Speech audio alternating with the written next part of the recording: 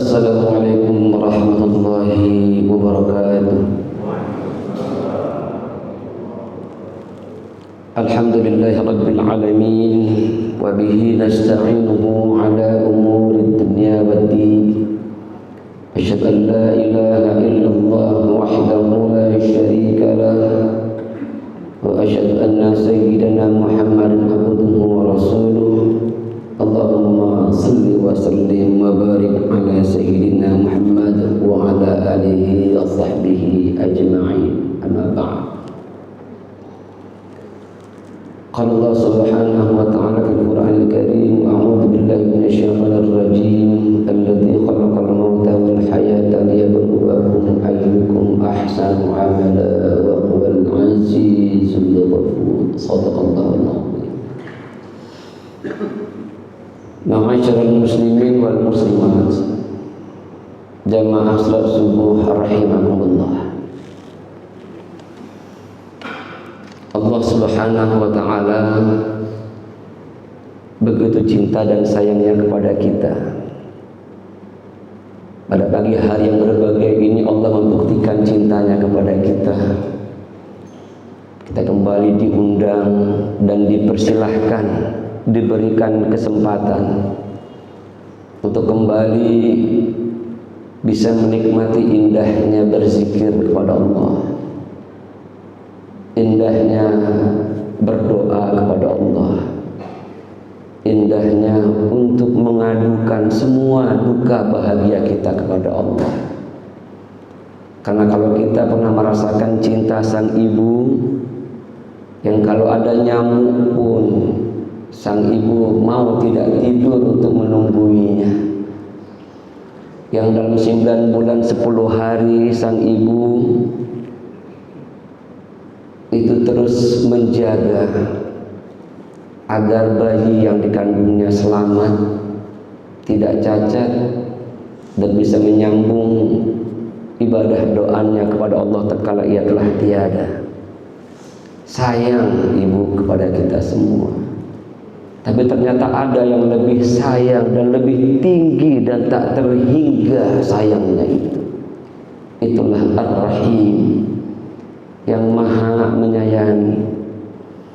Karena itu ketika hari ini kita datang ke tempat ini, walaupun syariatnya Bapak Ibu bangun tidur, mandi, berwudu, berpakaian kemarin datang, mungkin menggunakan tenaga, energi dan kekuatan diri.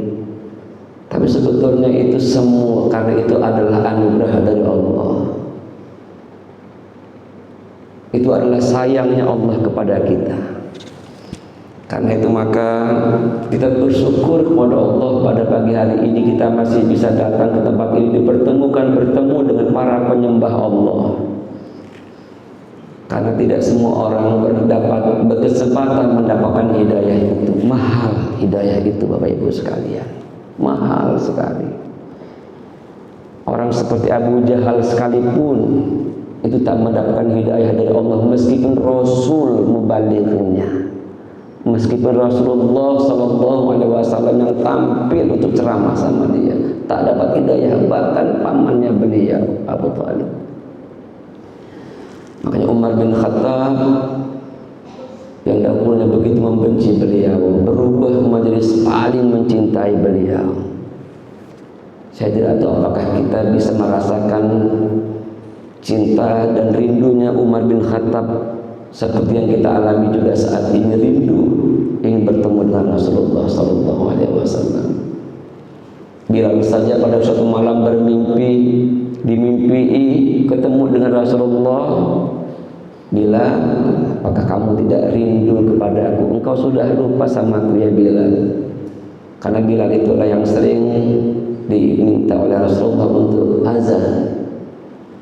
Bilal kemudian terbangun dan kemudian dari Afrika datang ke Makkah, datang ke Madinah, berziarah ke makam Rasulullah, dan kemudian di sana dia azan untuk menostalgiakan dan mereunikan suasana dia dengan Rasulullah. Kemudian sahabat, orang-orang Islam saat itu mendengar suara yang sudah lama tak terdengar. Dan tatkala Bilal menyebut kalimat asyhadu anna Muhammadar Rasulullah. Bilal serak dan berhenti menangis, kemudian tersungkur karena menyebut nama orang yang sangat dicintainya. Bergetar hatinya menyebut nama orang yang sangat dicintainya, karena kata Rasulullah, tak beriman di antara kamu sampai ia menjadikan diriku lebih dicintainya dari ayah bundanya, dari anaknya, dan bahkan seluruh umat manusia. La yu'min, belum sampai sempurna iman kamu sampai aku engkau jadikan lebih dicintai ketimbang kedua orang tuamu, putra dan putrimu, dan seluruh umat manusia. Maka kalau begitu, ketika Rasulullah Muhammad sallallahu alaihi wasallam mengucapkan salawat untuk beliau, Allahumma shalli ala Muhammad wa ala ali Muhammad. Jamaah rahimakumullah yang berbahagia, kita ini tidak lama lagi di muka bumi ini, karena kita tidak bisa mendesain berapa lama usia kita. Kita tidak bisa kayak para teknokrat, para ahli komputer yang merancang berapa menit durasi sebuah film. Kita tidak bisa seperti mereka. Karena Allah Subhanahu wa ta'ala ternyata kematian dan kehidupan itu memang diciptakan oleh Allah. Jamaah rahmatullah yang berbahagia, dan kesempatan pagi yang berbahagia ini, tadi pagi sebelum datang kemari saya menginginkan ada sebuah ayat yang Allah anugerahkan untuk disampaikan ke masjid ini. Karena dakwah itu sesungguhnya menyambungkan pesan risalah Allah dan Rasulnya. Pada surah Al-Muluk ayat 2, muluk itu artinya kekuasaan. Ada muluk, ada milk, ada malik. Malaka artinya menguasai atau memiliki. Malik, maknanya panjang, itu artinya yang menguasai atau yang memiliki. Malik, maknanya pendek, jadi raja. Jadi raja merupakan orang yang punya kewenangan untuk berkuasa mengatur manusia. Muluk, kekuasaan. Dan surah ini disebut dengan surah Al-Muluk yang terletak pada awal surah, pada awal juz 29. Dan ini banyak hadis yang menyebut tentang pentingnya ayat ini dibaca setiap malam. Ketika Allah menyebutkan tentang kekuasaannya dengan kekuasaan alam semesta yang dimilikinya ini, tabarakalladzi biyadihil mulk wa huwa ala kulli syai'in qadir. Maha suci Allah yang dalam genggamannya ada kekuasaan. Biyadihil mulk. Jadi hari ini jikalau ada orang yang punya jabatan, jangan sombong. Yang punya pangkat, jangan sombong. Pak Camat, Pak Bupati, Pak Wali Kota, Pak Gubernur, Pak Presiden, jangan sombong. Ingat Allah itu ada. Karena kekuasaan sesungguhnya milik Allah Subhanahu wa ta'ala. Karena ketika sedang memimpin, ingat Allah sedang mengamanahkan itu kepadanya. Kita doakan siapapun para pemimpin kita, Bapak Ibu, Bapak Wali Kota, Bapak Wakil Wali Kota, Bapak Camat, Bapak Gubernur, Bapak Wakil Gubernur, Bapak Menteri, Pak Presiden, Bapak Wakil Presiden, Bapak semua, baik yang sedang menjabat maupun yang sudah tidak menjabat lagi, adalah orang-orang yang hatinya disibukkan untuk mengabdi kepada Allah. Karena jangan sampai ada sebuah kebijakan, peraturan dan apapun yang Allah murka dengan kebijakan itu. Jamaah rahimakumullah yang berbahagia, ketika Allah menyebut Allah yang Maha Kuasa, wa huwa ala kulli syai'in qadir, kekuasaan apa yang Allah terangkan pada surah ini? Ya, kekuasaan itu tak dimiliki oleh makhluk-makhluknya. Alladzi khalaqal mauta wal hayata liyabluwakum ayyukum ahsanu amala wa huwal azizul ghafur. Allah Maha berkuasa, yang Dia berkuasa berkuasa untuk menciptakan kematian. Kematian itu adalah yang diciptakan oleh Allah. Zaman para rasul-rasul dahulu, ada orang yang 100 tahun belum meninggal dunia, 200 tahun belum meninggal dunia, 500 tahun belum meninggal dunia. Firman Allah, wa laqad arsalna Nuhan ila qaumihi alfasana khamsina illa amma. Illa khamsina amma. Alfasana illa khamsina amma. Allah mengutus Nabi Nuh 1000 kurang 50 tahun. Usianya kurang lebih 950 tahun. Nabi Nuh, umatnya didakwahi, tak juga taubat-taubat, tak juga beribadah kepada Allah. Maka saat itu terjadi kiamat pertama, yaitu dengan banjir yang sangat besar. Maka kalau ada orang yang bolak-balik dinasihati, nggak mau dengar juga, hati-hati.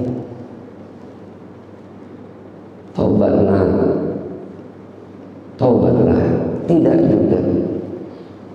Nanti kayak macam cicilan zaman Nabi Nuh. Mungkin banjirnya bukan banjir air, tapi banjir musibah. Jamaah rahimakumullah yang berbahagia, Allah menciptakan kematian dan kehidupan agar Allah menguji kita, siapa yang punya amal yang ahsan. Saya kutip dari Al-Ratib Al-Isfahani yang juga dikutip oleh para ulama tafsir besar kita, sekali Al-Tabari sendiri pun mengutip itu sekitar abad keempat Hijriyah. Jadi ya 1000 tahun lebih yang lalu mengutip kitab ini, mengutip pendapat beliau. Apa itu mati? Sering selama ini kita menyebut mati itu hanyalah masuk kubur. Beliau katakan bahwa mati itu adalah izaun atau zawalul quwwah an-namiyah al-mawjudah, hilangnya potensi untuk tumbuh. Sesuatu yang nggak bisa tumbuh lagi itu mati. Mohon maaf, bagi yang ahli kesehatan, itu sel-sel kita kan terus tumbuh itu. Ya, sel-sel tubuh kita terus berganti. Bahkan rambut kita ini terus berganti, potong sambung, potong sambung, potong sambung. Termasuk napas kita ini juga. Kalau sudah tak bisa tumbuh lagi, namanya mati. Ini kata Ar-Ratib Al-Isfahani. Maka banyak orang yang kemudian berjuang supaya pertumbuhan yang berhubungan dengan fisik ini tetap bisa berlangsung. Maka dia ke dokter untuk supaya tidak masuk dalam fase yang namanya kematian dari tak bisa ada pertumbuhan. Ini yang pertama kata Ar-Ratib Al-Isfahani. Yang kedua, zawalul quwwatil hassah, hilangnya kekuatan untuk mengindra. Tak bisa lagi mencium, tak bisa lagi merasa, tak bisa lagi mendengar, tak bisa lagi melihat. Panca inderanya itu tak lagi punya potensi untuk berfungsi. Ini kata Ar-Ratib disebut dengan kematian. Dan kenapa ada orang yang makin lama makin rabun matanya, tapi masih hidup, bahkan sampai buta? Kenapa orang makin lama matanya makin rabun, telinganya makin lama makin sulit mendengar dan semuanya? Karena Allah sedang mengingatkan bahwa dia sedang akan menuju al-maut itu. Pelan-pelan diingatkan, jadi ditarik pelan-pelan. Makanya ketika ada orang yang matanya mimnya makin lama makin besar dan seterusnya, itu sebetulnya dia sedang diingatkan oleh Allah bahwa makhluk Allah yang bernama kematian tak lama lagi datang sama dia. Yang ketiga, zawalul quwwatil aqilah, hilangnya potensi berpikir. Ini juga adalah mati. Kalau yang pertama, kedua, dan yang pertama dan kedua itu untuk manusia termasuk juga hewan. Tapi kalau yang ketiga ini zawalul quwwatil aqilah, hilangnya potensi untuk berakal, hilangnya kemampuan akal berpikir. Ini juga adalah kematian. Maka orang yang nggak mau ngaji-ngaji lagi, orang yang nggak mau belajar-belajar lagi, orang yang nggak mau mikir-mikir lagi, ini orang yang secara perlahan-lahan ingin cepat dimatikan. Betul nggak Bapak Ibu? Karena manusia itu yang membedakannya dengan hewan adalah akal. Dan jatuhnya syariat Allah itu dalam diri manusia bukan ke badannya, bukan ke raganya, tapi ke akalnya. Maka orang yang nggak berakal nggak wajib menjalankan syariat, kayak orang gila. Maka orang-orang yang akalnya tak bisa berfungsi, maka dia tidak diwajibkan menjalankan syariat. Siapa itu? Kata Nabi ada 3. Pertama orang gila,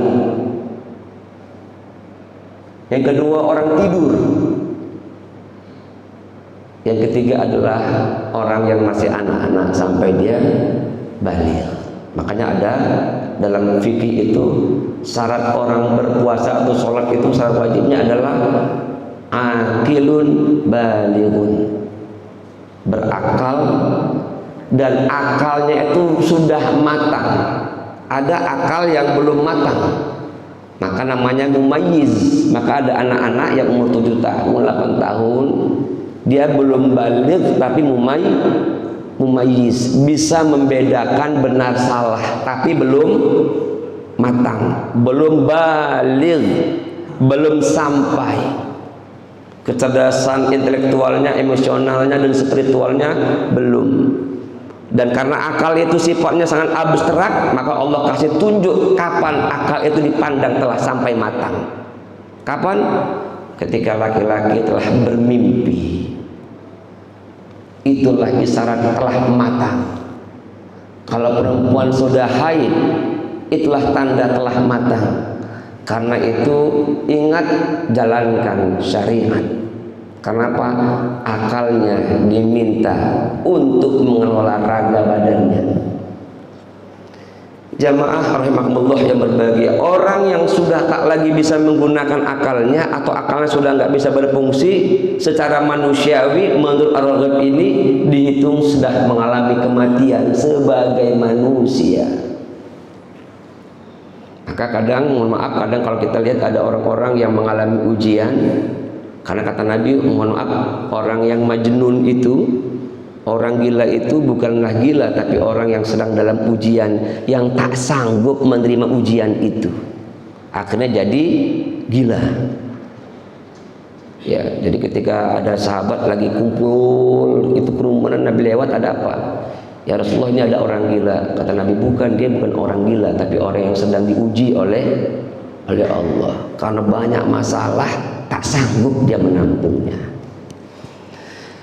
Jamaah rahimakumullah yang berbahagia, berikutnya apalagi yang namanya mati? Al-huznu, rasa sedih. Jadi rasa sedih itu bisa menghakimi dan menghukumi badan. Maka orang yang dalam keadaan duka, dalam keadaan kecewa, dalam keadaan susah, meskipun dia punya badan, tapi seakan-akan badannya tak ada lagi. Maka pelan-pelan berbagai macam penyakit pun datang dan seterusnya. Maka Allah sering menyebut, berikanlah kabar gembira bagi orang-orang yang sabar. Wabasyiris sabirin, beri kabar gembira buat orang-orang yang sabar. Jadi orang yang sabar itu oleh Allah akan diberikan yang namanya berita gembira. Yang ketiga jamaah rahimakumullah, yang berikutnya adalah apa itu mati? Mati adalah al-manam, tidur.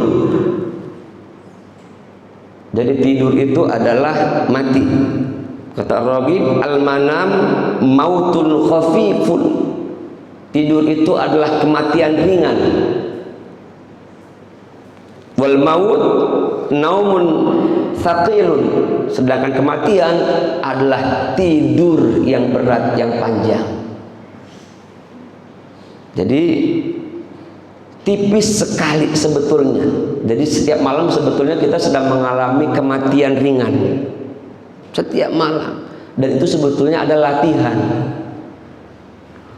Begitu bangun, alhamdulillah masih hidup. Alhamdulillahilladzi ahyana ba'da ma matana wa ilaihin nusyur.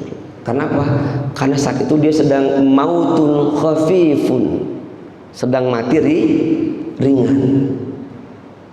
Karena pada waktu itu, mohon maaf, pada waktu tsunami kemarin, gempa dan seterusnya di dunia yang lalu itu, ada orang yang dia meninggal dunia karena dia nggak bisa bergerak, sedang tertidur gempa. Kenapa? Pada waktu itu badannya nggak bisa digerak-gerakkannya karena sedang mati ringan.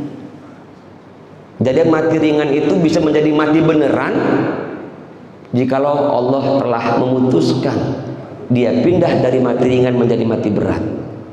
Itulah kematian yang sesungguhnya. Jamaah rahimakumullah yang berbahagia. Karena itu maka hidup kebalikan dari mati tadi itu. Dan subhanallah, dalam i'jazul Quran disebutkan kalimat mati dan hidup dalam Al-Quran jumlahnya sama banyaknya.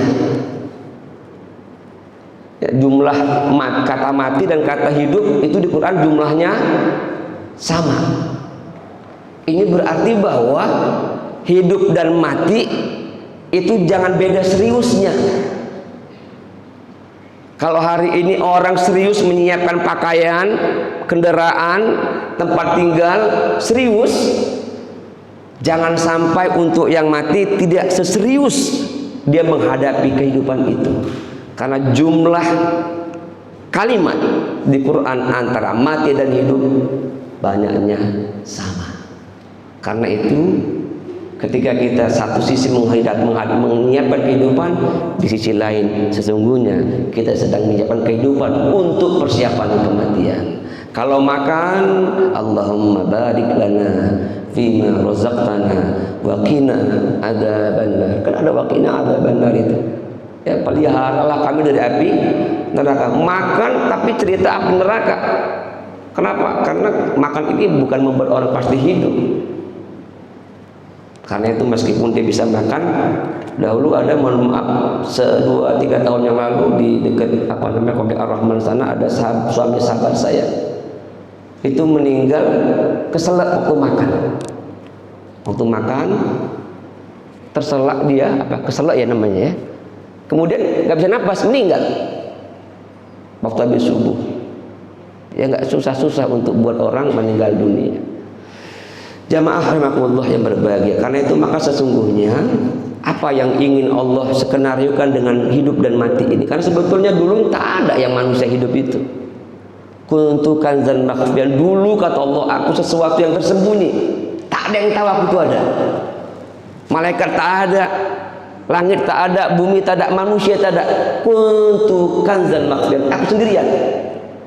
Fa khalaqtul khalqa, baru kemudian kuciptakan makhluk. Karena itu kematian dan kehidupan kita sebetulnya tak mempengaruhi Allah, tapi kitalah yang butuh dengan pengaruh Allah. Jamaah rahimakumullah yang berbahagia, Allah ingin uji. Allah ingin uji kita, dan ternyata subhanallah bentuk ujian Allah itu macam-macam. Pertama ada namanya taklif. Jadi taklif itu, beban syariat ini adalah ujian. Puasa, sholat, baca Quran, zikir itu adalah ujian. Ujian dari Allah. Kemudian ikhtibarat. Ikhtibarat itu betul-betul diuji. Diuji coba apakah imannya ini kuat atau tidak. Kemudian kata Allah, kata Ar-Raghib terkait dengan firman Allah ini, Ujian Allah kepada hamba itu dua model. Tarotan bil masar liyashkuru wa tarotan bil mudhar liyasbiru. Terkadang ujian itu bentuknya adalah kesenangan. Kesenangan, kelapangan itu ujian. Jadi orang yang punya uang, yang punya baju, yang punya rumah, yang punya kendaraan, yang punya kesehatan, yang punya kawan, yang punya jabatan, semuanya itu adalah ujian. Masya Allah. Jadi semua yang hari ini kita punyai itu adalah ujian. Hati-hati Bapak Ibu sekalian. Jadi hari ini kita sedang diuji oleh Allah dengan semua fasilitas kehidupan. Agar apa katanya? Liyashkuru, agar dia bersyukur. Jadi seluruh apa yang hari ini kita miliki itu ujian untuk supaya manusia masuk pada tingkat yang namanya syukur. Fataratan, dan terkadang ujian itu adalah al-mudhar, sesuatu yang memudaratkan, yang menyiksa, yang membuat kita susah, yang membuat kita itu bersedih, kehilangan, sakit, semuanya itu adalah ujian liyasbiru, agar dia bersabar. Jamaah yang berbahagia, ujian semua itu agar Allah menaikkan kita kepada kualitas yang namanya ahsanu amala, punya amal yang ahsan.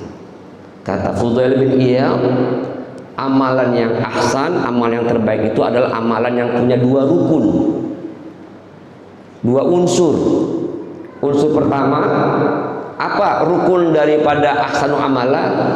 Amal itu harus sesuai dengan aturan. Jadi amalan tidak hanya karena kecintaan, tapi juga harus sesuai dengan aturan. Kalau sholat, ya benar-benarlah sholat. Kalau bisa berdiri, berdirilah. Kalau nggak bisa, duduk. Jangan bisa berdiri, dia duduk. Takbir, takbirlah. Jangan ada orang yang mungkin boleh jadi sholatnya hanya mengingat, ini dia subuhnya lewat, zuhurnya lewat, tapi dia orang baik. Bisa? Nggak bisa. Jadi baik saja tidak cukup, karena di sana ada aturan.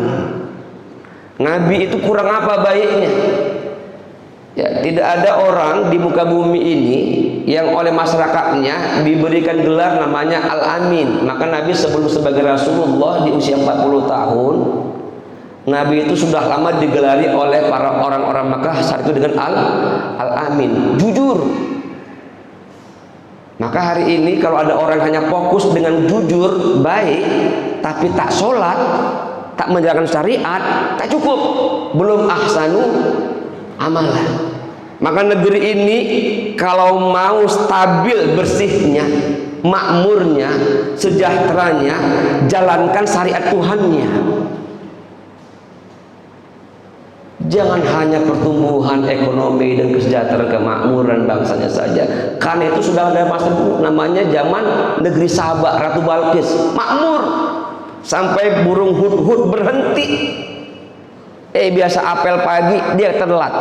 Hudhud mana nih? Kalau dia datang tanpa alasan yang rasional yang bisa diterima, ku sembelih, kata Nabi Sulaiman. Datang hudhud belakangan terlambat. Kenapa terlambat? Inni wajadtum ra'atan tamliku syai'an. Aku ketemu dengan seorang wanita yang dia punya segalanya, cuma dia nyembah matahari. Membuat akhirnya hudhud berhenti. Tahu dia Nabi Sulaiman Rasulullah, tapi saat itu terhenti, terganggu konsentrasinya untuk datang apel karena ketemu dengan sebuah negeri yang makmur, yang sejahtera, yang hebat, tapi orang itu tidak menyembah Tuhan, tapi menyembah matahari. Kalau begitu, kalau betul alasanmu ini, sampaikan suratku ini sama dia. Dibuat, innahu min Sulaiman wa innahu bismillahirrahmanirrahim. Kirim ini sama dia, kirim sama ratu itu, kirim sama dia. Dikirimlah sama pengurusan, enggak kayak sekarang pakai WA, ya pakai messenger, ya. Jadi burung hudhud datang sampai kepada Ratu Balkis. Ratu Balkis bilang, panggil semua panglimanya, semua kekuatan. ini ada surat dari Sulaiman. Apa sikap kita? Kata panglima tentaranya bilang, udah, kita punya bala tentara yang kuat, kita hajar aja dia, kan kita menang. Apa kata Balqis? Biasanya kalau ada sebuah negeri menyerbu negeri lain, akan ada dua kondisi yang terjadi. Orang mulanya yang biasanya mulia bisa jadi terhina. Kenapa? Kalah. Maka kalau ada perang, ada menang, ada kalah. Mulanya bagus, dia akan hancur. Aku nggak mau kayak begitu. Kemudian apa yang terjadi?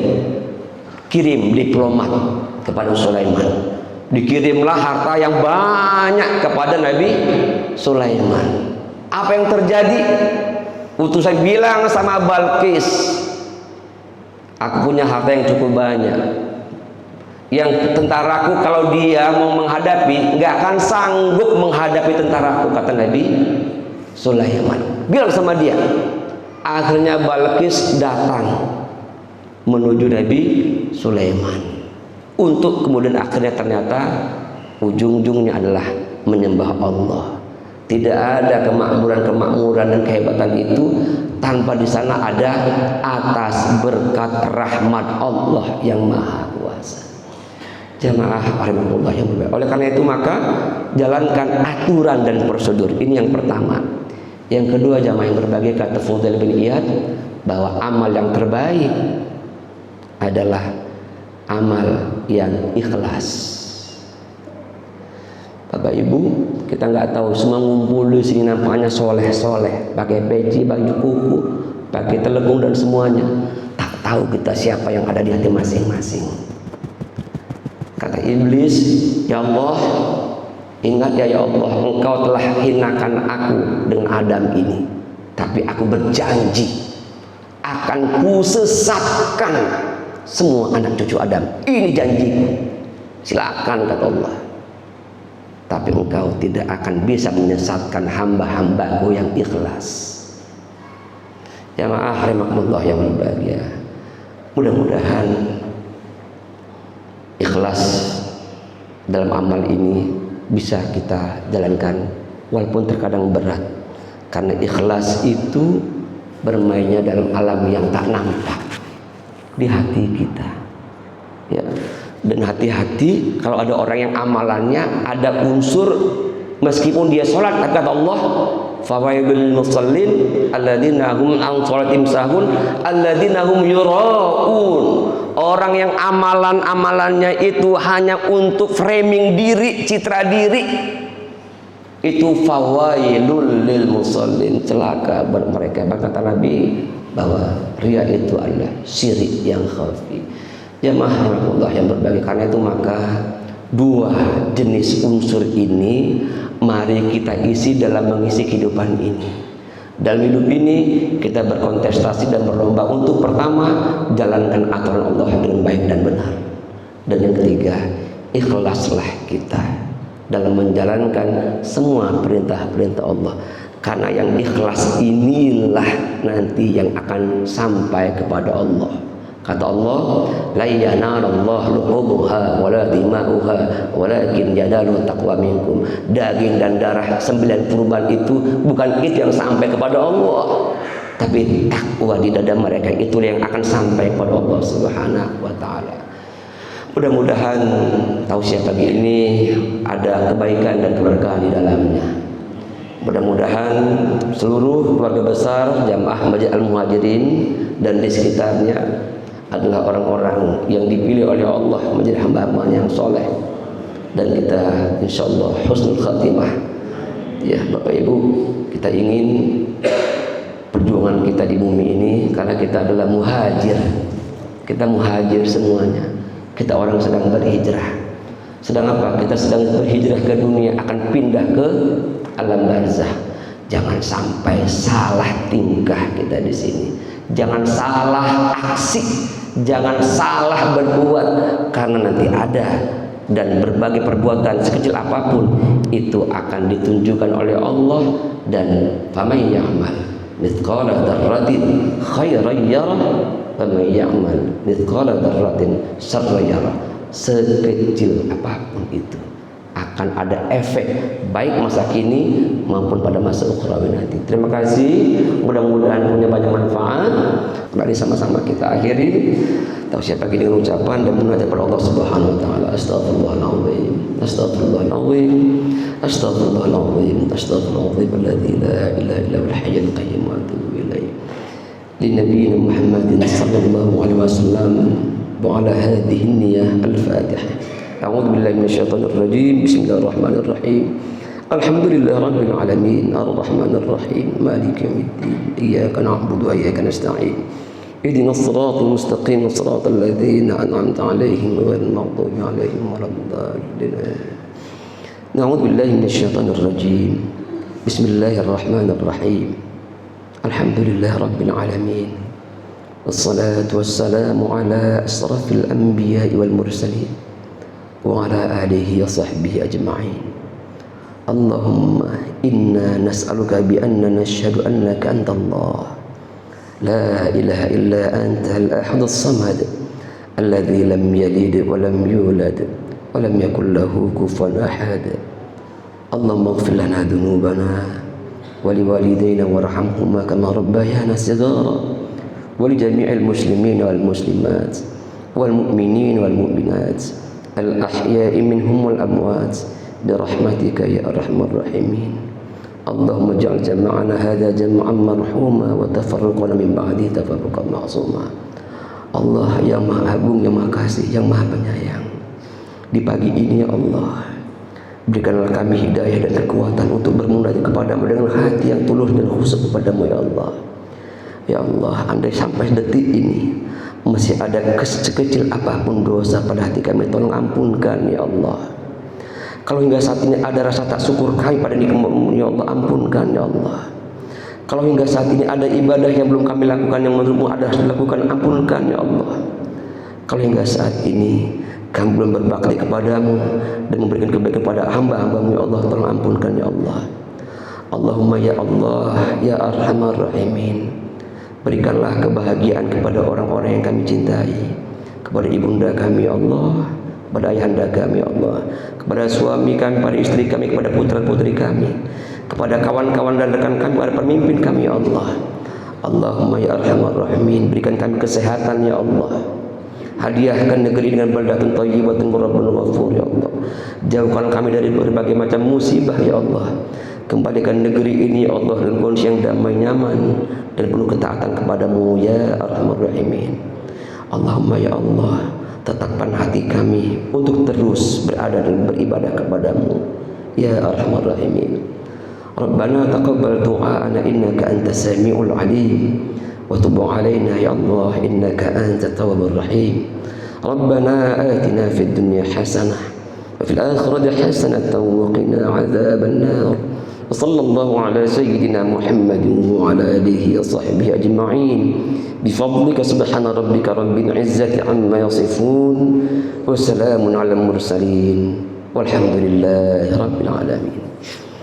بالله التوفيق والهداية والسلام عليكم ورحمة الله وبركاته.